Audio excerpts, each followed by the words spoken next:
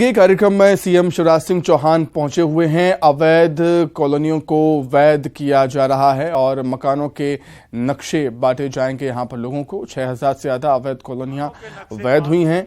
अवैध से वैध हुई कॉलोनियों के मकानों के नक्शे बांटे जाएंगे। सीएम शिवराज सिंह चौहान ने इसकी पहले घोषणा की थी। कार्यक्रम के माध्यम से बन गया है। प्लाट छोटा था तो इसलिए लोगों ने 2 मंजिला भी बना लिया, तो अब मकान तो गिराना उचित नहीं होगा और इसलिए अगर हम उसको कर देंगे तो इससे भी लाखों लोगों को प्रदेश में लाभ होगा और हमारे नगरीय निकायों को भी जो उसकी अनुज्ञा शुल्क होता है वो अनुज्ञा शुल्क से भी पूरे प्रदेश में एक बड़ी राशि हमारे नगरीय निकायों को भी वैध भी हो जाएंगे और एक बड़ी राशि मिल जाएगी जिससे विकास के काम करने में और सुविधा होगी।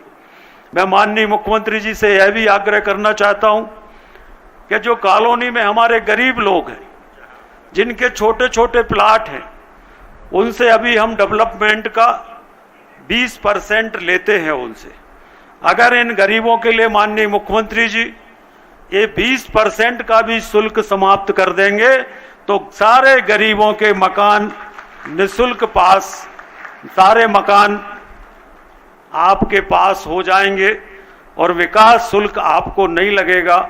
इससे भी प्रदेश के लाखों गरीबों को आपके इस निर्णय से लाभ होगा। वैसे भी रात दिन आप गरीबों के लिए काम करते हैं, रात दिन हमेशा ये सोचते हैं कि हमारे प्रदेश में गरीबों के कल्याण के लिए हम और क्या क्या कर सकते हैं और उसी विजन से लाडली बहना जैसी योजनाएं हमारे प्रदेश में प्रारंभ होती है। और इसलिए आपका जो विजन है, आपका जो गरीबों के प्रति आपका जिस तरह से आप उनके कल्याण के लिए सोचते हैं, निश्चित रूप से हम उसके लिए आपका बहुत अभिनंदन करते हैं।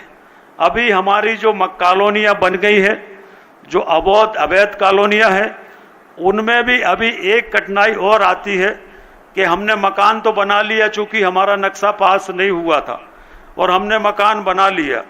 अब अगर हम उसको ऑनलाइन अप्लाई करते हैं तो उसमें चूंकि एक प्रिस्क्राइब्ड सिस्टम होता है तो कई बार वो नक्शा ऑनलाइन से अप्रूव्ड नहीं हो पाता है। तो ऐसी जितनी अवैध कॉलोनियां हैं जिनको हम वैध आपने किया है, उनको अगर हम कुछ समय के लिए ऑफलाइन कर देंगे तो सारे लोगों के नक्शे पास हो जाएंगे। नगर निगम के माध्यम से कोई भी ऐसा नहीं रहेगा कि जिसका नक्शा अवैध रहेगा या मकान अवैध रहेगा। और इस तरह से ये अगर हो जाएगा तो निश्चित रूप से हमारे जो आपने निर्णय लिया है, एक ऐतिहासिक निर्णय आज मध्य प्रदेश में हुआ है।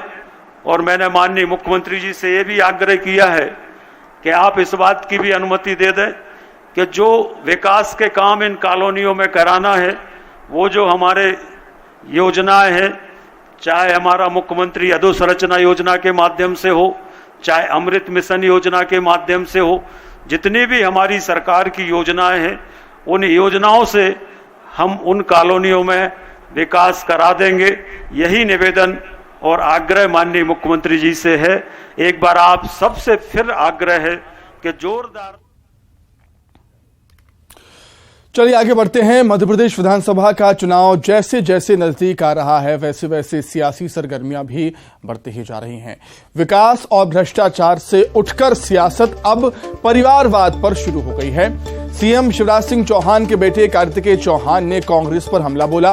कांग्रेस के द्वारा खुद को युवराज कहे जाने पर कार्तिकेय ने कहा, कांग्रेस में कई युवराज और शहजादे हैं, इसलिए उन्हें बार बार युवराज कहना पड़ता होगा। इतना ही नहीं, कार्तिकेय ने कहा कि कांग्रेस को चुनाव लड़ने के लिए मुद्दे खोजना चाहिए, परिवार नहीं। मेरा समय बर्बाद करने के बजाय चुनाव लड़ने की कोशिश करें। परिवारवाद की ये राजनीति मध्य प्रदेश की सियासत को किस तरह मोड़ सकती है।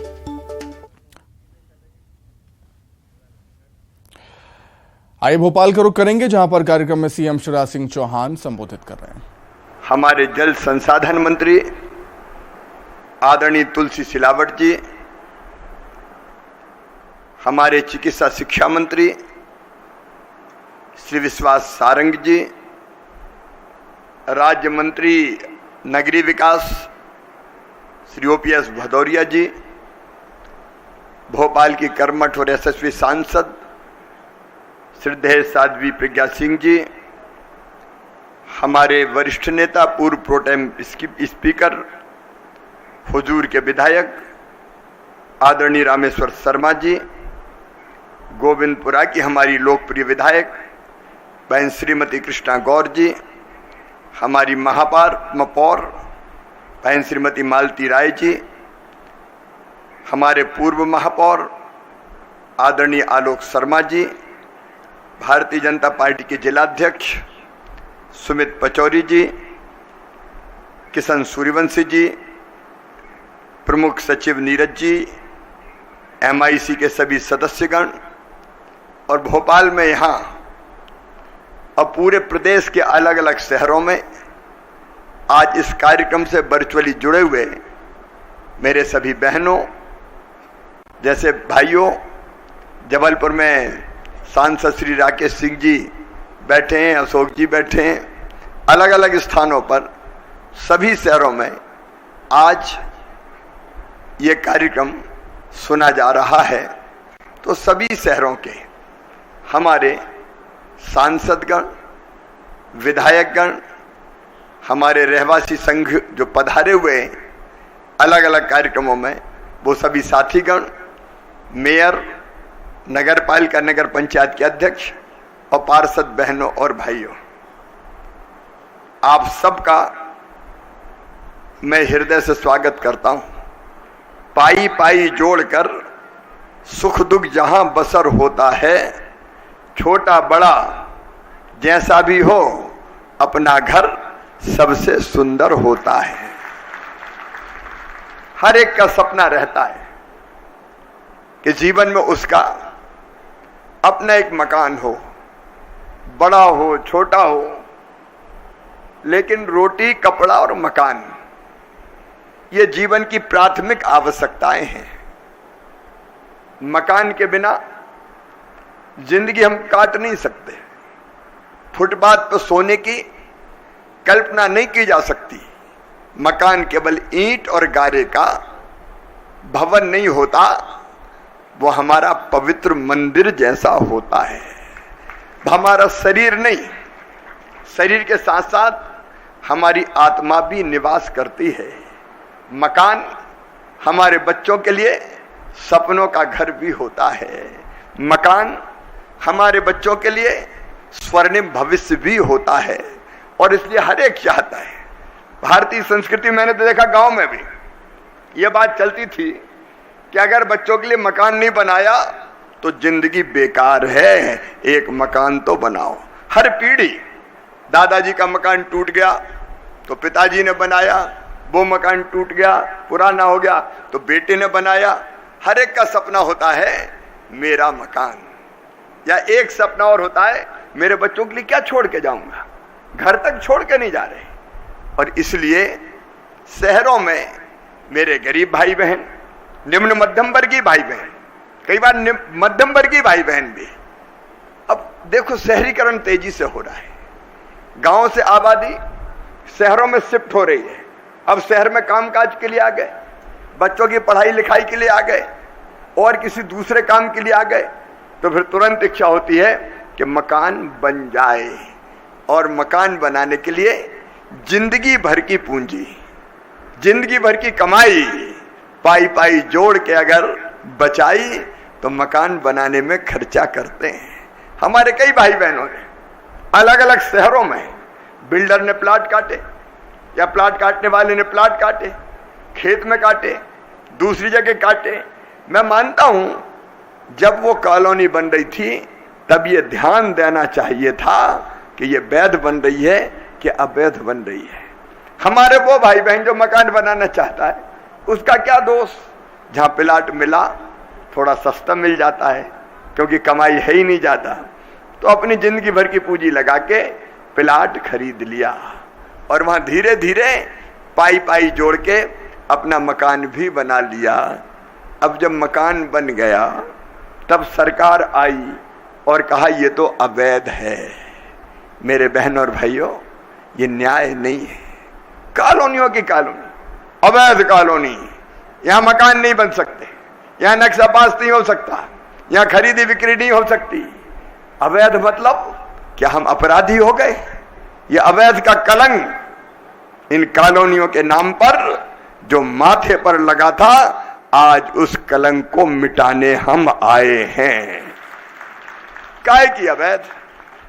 क्या हमने कोई गलत कमाई से खरीदी? अपने खून पसीने की कमाई से अपना आशियाना बना लिया? उसको क्यों अवैध कहा जा रहा है? और इसलिए देखिए, सोच का अंतर है।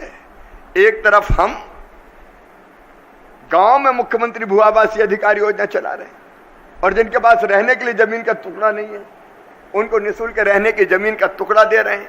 हम शहरों में भी वर्षों पुराने कब्जाधारी जो गरीब हैं, उनको पट्टा देके मालिक बना रहे हैं। और एक तरफ जिनने जिंदगी भर की कमाई लगा के अपना मकान बनाया, उनको हम अवैध ठहरा रहे हैं। ये अवैध ठहराने का निर्णय ही अवैध है। इस निर्णय को मैं समाप्त करता हूं। हाँ, आगे हम ध्यान रखेंगे कि कोई इस तरह का जमीन खरीदी बेचने वाला कॉलोनाइजर इस तरह की गड़बड़ ना करे। इसके लिए मैं विभाग को सख्त निर्देश देता हूं, क्योंकि भोले वाले लोगों को पता नहीं होता।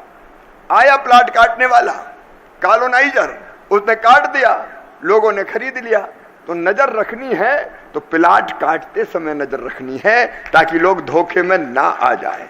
मैं पूरे प्रदेश को ये निर्देश दे रहा हूं, प्लाट काटते समय आप तीखी नजर रखें, संपूर्ण प्रक्रिया पूरी की गई है कि नहीं, वो नियमानुसार है कि नहीं, ये आगे देखें। लेकिन आज हम ये फैसला कर रहे हैं कि दिसंबर 2022 तक की सारी कॉलोनियां वैध की जाती है। एक संशोधन और ले आए, ये दिसंबर 2016 से दिसंबर 2022। अरे जनता की सरकार है, भारतीय जनता पार्टी की सरकार, गरीबों के सुख दुख की साथी है। हमको लोगों की जिंदगी बनाना है, उनकी जिंदगी में सुख और आनंद लाना है। हाँ, अब के बाद अगर कोई अवैध कॉलोनी कटी तो अफसर भी जिम्मेदार होगा, उसने रोकी क्यों नहीं।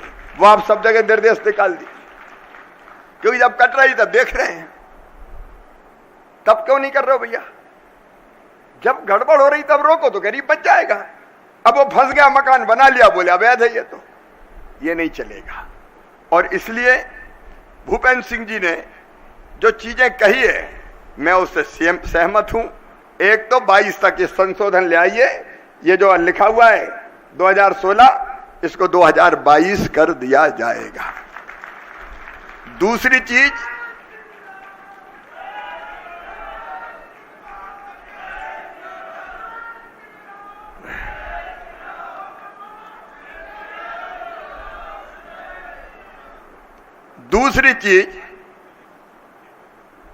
ये विकास शुल्क की बात छोड़ो छाड़ो यार भूपेंद्र जी, काहे का विकास शुल्क? विकास अपन तो बैठे, विकास पुरुष हैं अपन। अपन तो विकास पुरुष है भाई, तो विकास पुरुष है और विकास करने वाली सरकार है। तो विकास शुल्क नहीं लिया जाएगा खरीदी बिक्री के लिए भी। और लाएंगे पैसा, कहां नीरज कंजूसी फंजूसी करते हो भाई? ले आएंगे विकास के लिए पैसा। अब कहो कि बेचो खरीदो तब पैसा दो, तो ये है कि सुविधा भी दे दी और मजा भी नहीं आया कोई। सही बात है कि नहीं? अरे मेरी बात का समर्थन करो ना, सही है कि नहीं? इसलिए वैध मतलब आधी अधूरी वैध नहीं, पूरी की पूरी वैध। हम अब नियमित कॉलोनियों की तरफ, इन कॉलोनियों में विकास के लिए उपलब्धता के आधार पर राशि उपलब्ध कराएंगे। रेगुलर कॉलोनियों की तरफ वहां राशि उपलब्ध होगी, और जैसे जैसे पैसा आता जाएगा विकास के काम वहां होते जाएंगे। जितनी जरूरी अधोसंरचनाएं हैं, बिजली है, पानी है, धीरे धीरे देखो, रहती तो जनता ही है यार, कौन रहता है? जनता ही तो रहती है। कि जनता है तो बिजली नहीं दोगे, कि जनता है तो पानी नहीं दोगे, कि जनता है तो नाली नहीं बनाओगे, जनता है तो सड़कें नहीं बनाओगे। अरे जनता है तो बिजली भी देना है, सड़कें भी बनाना है, नाली भी देना है, पानी भी लाना है, लोगों की जिंदगी आसान बनाना है, लोगों की जिंदगी आसान बनाना। इसलिए ये सारे काम वहां प्रारंभ करने के मैं निर्देश दे रहा हूं। ये हम सारे काम वहां प्रारंभ करेंगे। ये 2 संशोधन आपको लाने पड़ेंगे, वो ले आइए फटाफट कैबिनेट में, ताकि इस पूरी प्रक्रिया में आगे भी कोई दिक्कत ना आए। मेरे प्रिय मित्रों, 3-4 चीजें आज पूरे प्रदेश में मैं कहना चाहता हूं। अब आपको भवन अनुज्ञा मिलेगी, अनुमतियां मिलेगी, बैंक लोन की पात्रता भी आपको मिल जाएगी, बैंक लोन दे सकेंगे। नहीं तो बैंक लोन की पात्रता ही नहीं थी। अब खरीदी संपत्ति, लेकिन बैंक लोन ही नहीं दे सकता। अब ये हो जाएगा। नियमित योजनाओं से अमृत योजना हो, अधोसंरचना योजनाएं हो, सांसद विधायक निधि हो, वहां राशि दी जा सकेगी। एक बात मैं जरूर आपसे निवेदन करना चाहूंगा कि सभी कॉलोनियों में आप रहवासी संघ का गठन कर लें। सभी कॉलोनियों में रहवासी संघ बन जाए, ताकि कॉलोनियों में सुविधाएं हम ठीक ढंग से देने में सरकार को सहयोग करें। फिर नियमित रूप से आप स्वच्छता का ध्यान रखें, सफाई का ध्यान रखें। स्वच्छता में हमारी कॉलोनियां पीछे नहीं रहनी चाहिए, वो अभियान शुरू हो जाए। अब घर अगर बना लिया है तो घर तो बन गया। अब हम कहेंगे कि घर फलाने के अनुसार नहीं है, तोड़ो या कंपाउंडिंग करो। मुझे लगता है अब ये उपयुक्त नहीं होगा। छोटे प्लाट पे भी बन गया तो बन गया, अब उसको कहां हम कहें कि ऐसा नहीं ऐसा बनाओ। तो उन मकानों को भी जो जैसे बने हैं उनको भी वैसे ही स्वीकार किया जाएगा, ताकि उनको डिस्टर्ब करने का काम ना हो। देखो भाई, परेशान करने का कोई घर ही मत छोड़ो। नहीं, एक आदमी में ऐसा आ गया तो फिर परेशानी।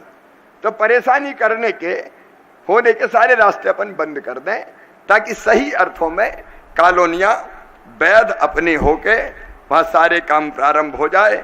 आज मैं संपूर्ण प्रदेश में अपने सभी भाई बहनों को, जिनकी, अब मैं तो अवैध ही शब्द मुझे बड़ा बुरा सा लगता है, काहे कि अवैध, उन सब कॉलोनियों को हम लोग वैध मानते हैं।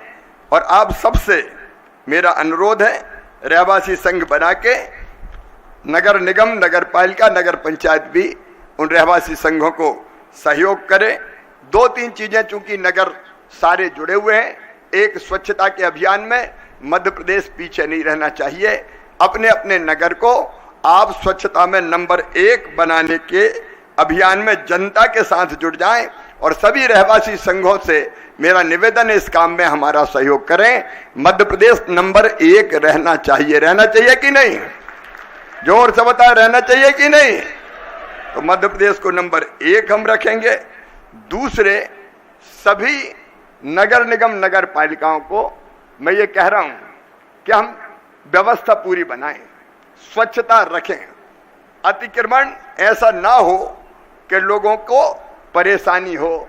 लेकिन ये भी ध्यान में रखें, गरीब हाथ ठेला वाला, सब्जी बेचने वाला, फल बेचने वाला, अपनी रोजी रोटी कमाने वाला, दिनों रात मेहनत करके उसकी रोजी रोटी कोई ना छीने। आप संतुलन बनाने का काम कीजिए। आखिर वो कहां जाएगा? मानवीय दृष्टिकोण से सोचें, मानवीय दृष्टिकोण से सोचें, कहां जाएगा?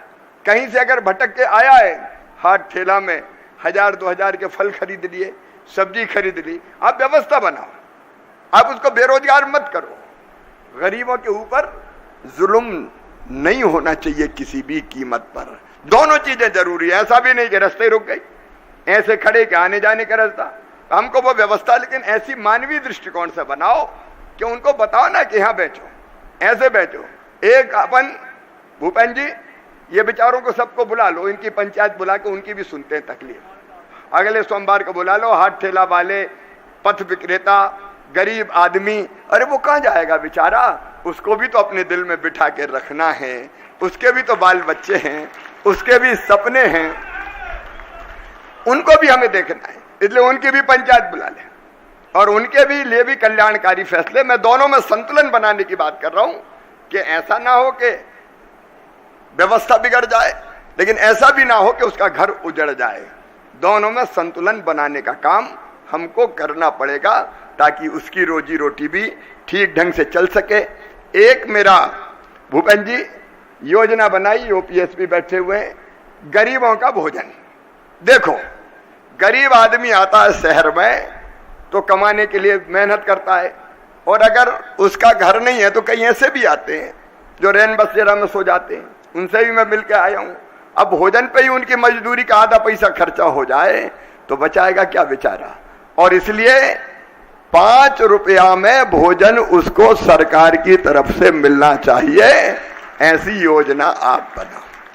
हमारी रसोई दीनदयाल चलती है, उनका विस्तार करो और धीरे धीरे इतने कर दें कि जो बाहर से मेहनत करने आया है वो चैन से खाए, आत्मा तृप्त हो जाए, ठंडा पानी पिए, उसकी जिंदगी में भी थोड़ी तो राहत दे दें हम, थोड़ा तो प्रेम उस पर भी बरसा दें हम, ताकि कुछ पैसे बचेगा तो परिवार पालने का काम करेगा। अरे इतनी बड़ी सरकार है, क्या 5 रुपया में भोजन नहीं करा सकती? करा भोजन। राम की चिड़ैया, राम कोई खेत, खावरी चिड़ैया भर भर पेट, कोई भूखा ना सोए शहरों में। मानवीय सरकार भारतीय जनता पार्टी की, मोदी जी हमारे प्रधानमंत्री हैं, गरीब कल्याण की कितनी योजनाएं चला रहे हैं। आज देश विदेश में उनकी जो प्रतिष्ठा है, जब मोदी जी का सम्मान होता है तो मोदी जी अकेले का नहीं होता, सारे हिंदुस्तान का सम्मान होता है, सारे भारत का मान बढ़ता है। दूसरे देशों के राष्ट्रपति और प्रधानमंत्री मैं बाकी नहीं कहूंगा, लेकिन आप देखिए ये इज्जत बढ़ती है हम सबकी। और इसलिए अपने प्रदेश में कोई भूखा नहीं सोना चाहिए मेरे बहन और भाइयों। गांव में ये समस्या नहीं है, शहरों में थोड़ी समस्या आ जाती है, इसलिए इसको भी आप करें। एक बार मैं फिर सभी मेरे वो भाई बहन जिनकी कॉलोनी अवैध के कलंक से मुक्त हुई है, उनको बहुत बहुत बधाई देता हूं, शुभकामनाएं देता हूं। रहवासी संघ बनाओ भाई, और अपने लोग भी संपर्क करें कॉलोनियों में जा जाके, अपना लाइव कांटेक्ट रहना चाहिए। ये वो सरकार नहीं है कमलनाथ जी वाली कि गरीबों के पेट पर लात मारे, ये गरीबों की जिंदगी बनाने वाली भारतीय जनता पार्टी की सरकार है। और इसलिए नेतृत्व का पूरा कर्तव्य है हर कॉलोनी में जिनके घर आज वैध हो रहे हैं उनसे संवाद करें, संपर्क करें।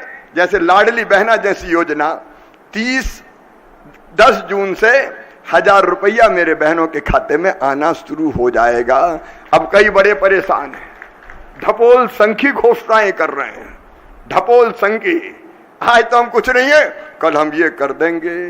अरे कल जब थे तब तुमने क्या किया, उसका हिसाब तो दे दो। जब थे तब कुछ नहीं किया। जो झूठे वादे करके मुकर जाते हैं, जो केवल सपने दिखाने के काम करते हैं, उनको जमीन दिखाइए और भारतीय जनता पार्टी को अपने दिलों में स्थान दीजिए, जो केवल जनता के कल्याण के लिए है, आपके कल्याण के लिए है। एक बार फिर मैं आप सबका हृदय से यहां अभिनंदन करता हूं, शुभकामनाएं देता हूं, बधाई देता हूं। और कोई परेशानी आ जाए तो अभी चिंता मत करना, मैं हूं ना। बहुत बहुत धन्यवाद। बहुत बहुत धन्यवाद माननीय मुख्यमंत्री जी। अब आपसे विनम्र निवेदन है कि कृपया आप अपने कर कमलों से हमारे भाई बहनों को भवन अनुज्ञा प्रमाण पत्र यानी बिल्डिंग परमिशंस देने का कष्ट करें। बिल्डिंग परमिशंस देने के लिए हम अपने भाई बहनों को यहां आमंत्रित कर रहे हैं। सबसे पहले डॉक्टर श्रीकांत अवस्थी, पुत्र श्री यूएन अवस्थी, सौभाग्यनगर भोपाल से आइए। डॉक्टर श्रीकांत अवस्थी जी के बाद श्री दिलीप सेठी, पुत्र श्री ओम प्रकाश सेठी जी, गायत्री गृह निर्माण, श्री गजेंद्र मालवी, पुत्र श्री मुन्नालाल मालवी, आजाद नगर, श्रीमती बबीता वर्मा जी, पत्नी श्री भारत भूषण वर्मा जी, सावन नगर, श्री मंजूर खान, पुत्र श्री बाबू खान, गायत्री गृह निर्माण, श्री सत्यनारायण भावसार, पुत्र श्री गाया प्रसाद भावसार जी, गौतम नगर, श्रीमती भावना तिवारी, पत्नी श्री चंद्रशेखर तिवारी, नीलगिरी फेज 2, श्रीमती आरती कुशवाहा, पत्नी श्री हुकुमचंद कुशवाहा, बालाजी रेजिडेंसी चौकसे नगर, श्री सुरेश कुमार अजवानी, पुत्र श्री लालचंद अजवानी, नीलगिरी फेज 2, श्री गिरिजेंद्र सोनी, पुत्र श्री लाल बिहारी सोनी, गायत्री गृह निर्माण, श्री हर्षित शर्मा, गायत्री विहार। सभी हमारे ये भाई बहन यहाँ उपस्थित हैं। इन्हें बिल्डिंग परमिशंस यानी भवन अनुज्ञा प्रमाण पत्र माननीय मुख्यमंत्री जी के कर कमलों से प्राप्त हो रहा है। क्रमवार डॉक्टर श्रीकांत अवस्थी, श्री दिलीप सेठी, श्री गजेंद्र मालवी, श्रीमती बबीता वर्मा, श्री मंजूर खान, श्री सत्यनारायण भावसार, श्रीमती भावना तिवारी, श्रीमती आरती कुशवाहा, श्री सुरेश कुमार अजवानी, श्री गिरिजेंद्र सोनी जी, श्री हर्षित शर्मा जी। बहुत ही हर्ष का अवसर है, खुशियों का अवसर है। शहनाई वादन करें।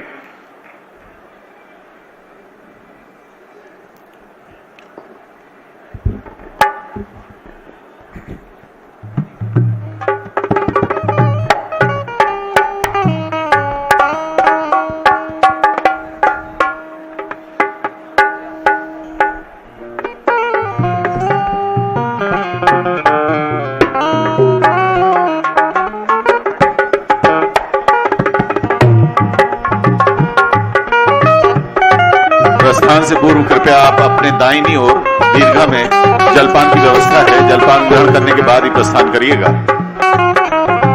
जब तक भवन अनुज्ञा यानी बिल्डिंग परमिशंस माननीय मुख्यमंत्री जी अपने करकमलों से वितरित कर रहे हैं, इस अवसर का लाभ हम लेना चाहते हैं। माननीय महापौर भोपाल श्रीमती मालती राय जी से आग्रह है कि आप आभार प्रदर्शन करें।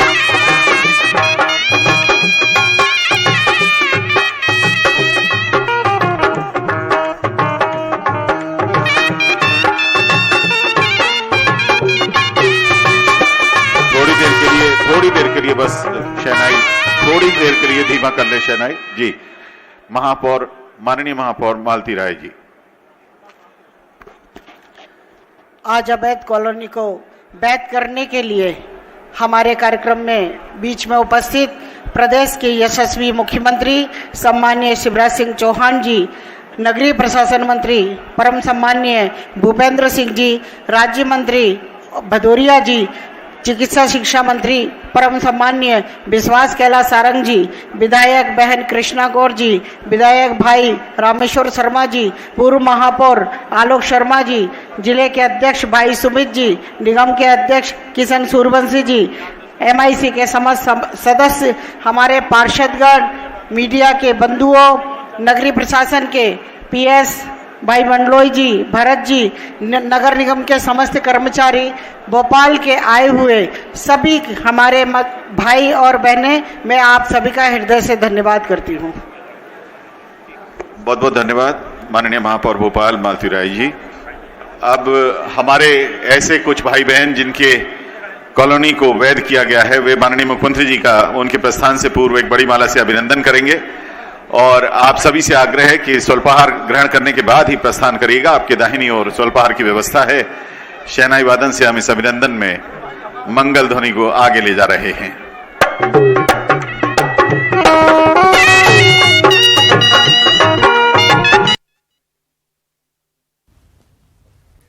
मिडिल स्कूल में बहुत ज्यादा